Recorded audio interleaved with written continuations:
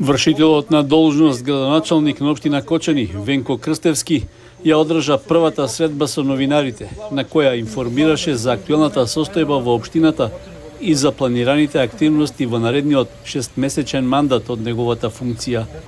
Изразувајќи сочувство и почит кон настраданите и семејствата на повредените лица во трагичниот пожар во дискотеката Пулс, тој информираше дека една од првите одлуки е од општинскиот буџет на Кочани да се уплатат 3 милиони денари на Фондот за солидарност на Црвениот крст. Состојбата во локалната самоуправа и во самата општина, а таа е алармантна.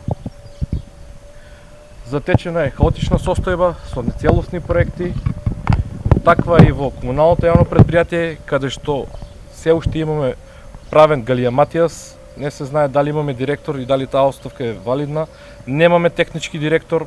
Долгот е скоро 3 милиони евра, најголем основ на долгот е по електрична енергија и ќе се заложам со регулирање на кадрската состојба во самото предпријатие да кренеме во решавање на долговите и да го направиме истото да биде функционално. Во оваа прилика најавувам сериозна борба против дивоградбите и отпочнување на кривични пријави на секој оној кој што ќе биде затечен за градење на дивоградба согласно со закон.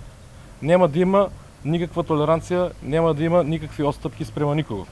Во јавното обраќање преку медиумите, Крстевски упати апел до градоначалниците од другите општини, како и до владата, за помош и поддршка за општина Кочани. Бидејќи од страна на премиерот имаше обеќање дека ќе има сериозна финансиска поддршка за општина Кочани, истото да биде реализирано што е можно побрзо на наредните седници од влада, а апелот до градоначалниците ќе биде да ни помогнат логистички во делот со инспекторатите и во секој градоначалник поединечно јас ќе го контактирам, бидејќи сметам дека од секоја општина можеме да имаме ефективен придонес во зависност од проблематиката.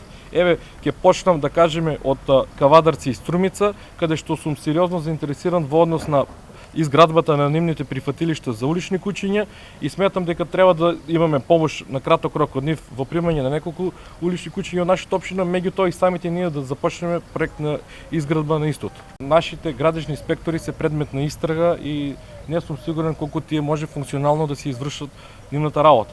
Меѓутоа ние немаме нити инспектор за домување. Значи, ни фалат што е можно повеќе човечки ресурси, значи секоја помош ќе биде добре дојдена. Вршителот на должност градоначалник на Кочани истакна дека меѓу семејствата на настраданите во трагедијата во Пулс, но и во јавноста постои незадоволство од начинот на кој тече истражната постапка, со барање таа да биде неселективна и транспарентна.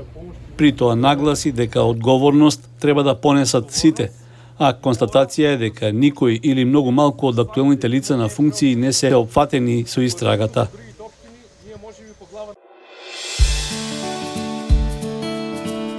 Канал 8 телевизија на вашиот мобилен уред.